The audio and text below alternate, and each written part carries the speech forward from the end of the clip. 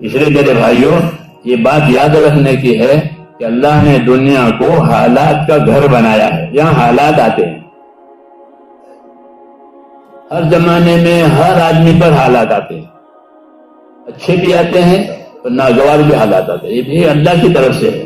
ایک حال باقی نہیں تھا کسی کا بھی کھڑا ہوتا. تو دنیا حالات کا گھر ہے یہ کہا جاتا ہے. کہ دنیا کو حالات کا گھر بنانے میں کیا حکمت ہے؟ کہ دنیا کو حالات کا گھر بنانے میں حکمت یہ ہے کہ اس میں انسانوں کا امتحان ہوگا. حالات ہمیشہ امتحان کے لیے ہوتے ہیں، کامیاب کرنے کے لیے نہیں ہوتے.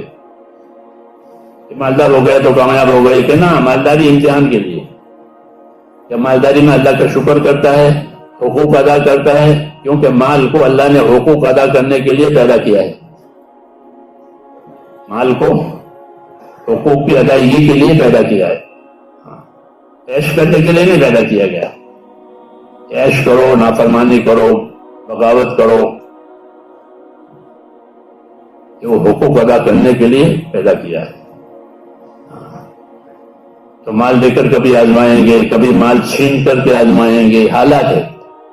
تو حالات جو ہوتے ہیں وہ باقی رکھنے کے لیے نہیں ہوتے، امتحان کے لیے ہوتے ہیں. ان حالات میں کیا عمل کیا؟ اس لیے مسلمان کو ہر حالت کا انعام ملتا ہے. مگر چونکہ ہمارے ایمان کچے ہیں اس لیے ہمیں اپنے حالات پر اطمینان نہیں ہے. اچھے حالات میں بیٹھ جائیں گے اور ناگوار حالات میں ٹوٹ جائیں گے. اس لیے دینداری پیدا کرنے کی ضرورت ہے کہ دینداری پیدا کرو تو حالات میں انعام ملیں گے. کیا ملیں گے؟ جس کو بہت کم لوگ سمجھتے ہیں کہ حالات مسلمان کے لیے انعام دلانے کے لیے ہے. حالات گھبرانے کے لیے نہیں ہے. لیکن چونکہ چھوٹے بچے ہیں تو اس بچے میں عقل نہیں ہوتی، بچہ گھبراتا ہے. نہانے سے بھی گھبراوے کہ نہاؤ، ہے نا، تو نہانے کے لیے تیار نہیں، ناخن کاٹنے کے لیے تیار نہیں، بال کٹوانے کے لیے تیار نہیں. جو مصلحت کا کام ہے اس کے لیے تیار نہیں ہو. حالانکہ اس میں اس کی مصلحت ہے کہ نہ لو، کپڑے بدل لو، ناخن کٹوا لو، بال کٹوا لو، کہنا. جی ہاں. تو آدمی کا نفس ایسا ہے جیسے چھوٹا بچہ اپنی مصلحت سے ہی اس کو تکرار ہے،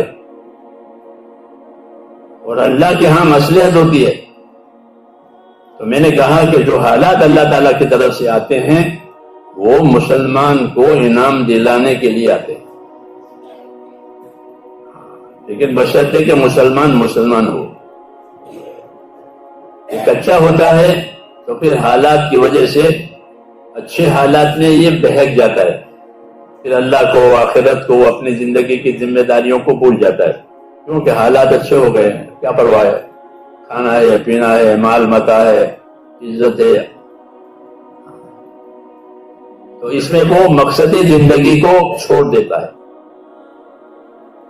حالات کی وجہ سے. اچھے حالات ہو گئے تو مقصد زندگی سے کٹ گیا، مسجدوں سے کٹ گیا. فجر کی نماز میں نمازی کم ہوتے ہیں. ہاں، اصل نمازی دیکھنے ہوں تو فجر کی نماز میں دیکھو کہ بھائی تمہارے ماحول میں کتنے نمازی ہے، کہ فجر کے نمازی پکے نمازی.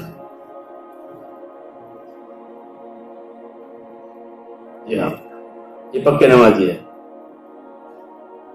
تو اس کا فیصد حساب کم ہوگا.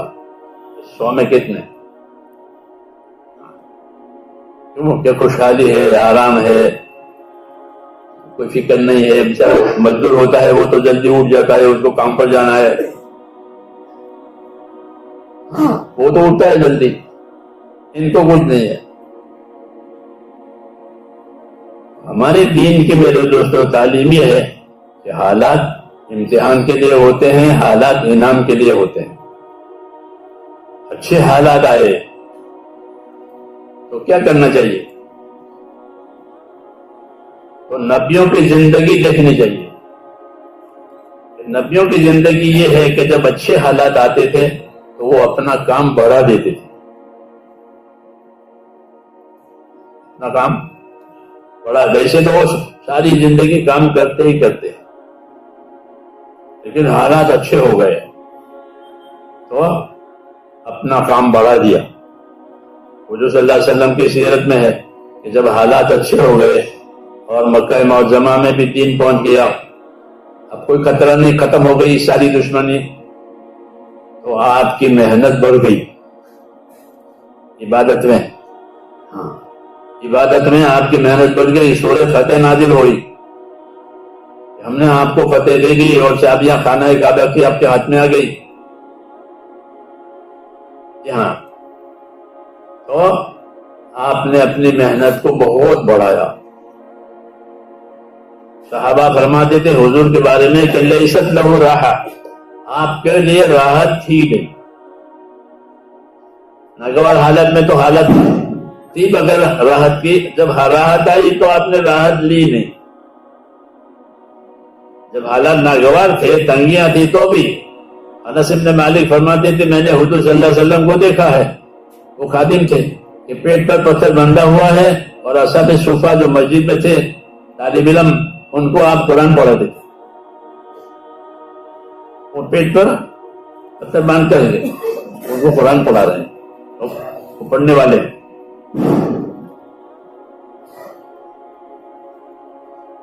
ناگوار حالات ہے. تو اس لیے ہمارے دین میں میرے دوستو حالات اصل نہیں ہے، حالات امتحان کے لیے آتے ہیں. کہ اچھے حالات آئے تو اپنا کام بڑھاؤ، اپنی قربانی بڑھاؤ، اپنی عبادت بڑھاؤ. کیوں کہ اللہ نے تمہیں فارغ کر دیا ہے، فارغ کیا ہے. جب کچھ نے کھانا ہے، پینا ہے، کمانا، سب موجود ہیں، خدمت کرنے والے اعلی اولاد بھی موجود ہے. تو اب کیا کرو گے؟ عیش کرو گے کہ نہیں؟ عیش نہیں کریں گے، بلکہ اپنی قربانی، اپنی عبادت بڑھائیں گے. پہلے اتنا کرتے تھے، اب اللہ نے راستہ کھول دیا. کہ اچھے حالات کا امتحان یہ ہے کہ اچھے حالات میں اپنے کام کو، اپنی قربانی کو، اپنی محنت کو بڑھایا نہیں بڑھایا. یہ حالات کے ساتھ چپک گئے کہ اب تو خوشحال بنایا، اب میرے پاس فرصت نہیں ہے، اب میرے پاس فرصت نہیں ہے، میں بیجی ہوں. وہ ایجی ہوتے ہی نہیں. تو یہ کیا ہوا؟ یہ ناشکری ہے. اللہ نے حالات اچھے بنا دیے اور اس سے فائدہ نہیں اٹھایا. انبیاء کرام کی زندگی میں یہ بات ملتی ہے کہ جب اللہ نے ان کے حالات اچھے بنائے تو اپنے کام کو بڑھائے. جب میں نے اردو صلی اللہ علیہ وسلم کیا، نبیوں میں داؤد علیہ السلام کے حالات بہت اچھے تھے، سلیمان علیہ السلام کے حالات بہت اچھے تھے کہ اللہ تعالیٰ نے ان کو بادشاہ بنایا. داؤد علیہ السلام کو تو خلیفہ بنائے، یعنی بنی اسرائیل سارے کے سارے آپ کے ہاتھ پر تابع ہو گئے، ورنہ بنی اسرائیل ہمیشہ نبیوں سے لڑتے رہتے. داؤد علیہ السلام کے ہاتھ پر سب جمع ہو گئے. داؤد، ہم نے آپ کو خلیفہ بنایا. تو داؤد علیہ السلام کو اللہ نے خلیفہ بنایا، اللہ نے بادشاہ بنایا، پیغمبری دی اور زبور دی دعوت اور تبلیغ کے لیے. تو داؤد علیہ السلام کے حالات اچھے ہو گئے تو ایک دن روزہ رکھتے تھے، ایک دن افطار کرتے تھے، ایک دن روزہ رکھتے تھے، ایک دن افطار کرتے تھے. کیوں؟ حالات ایسے ہیں.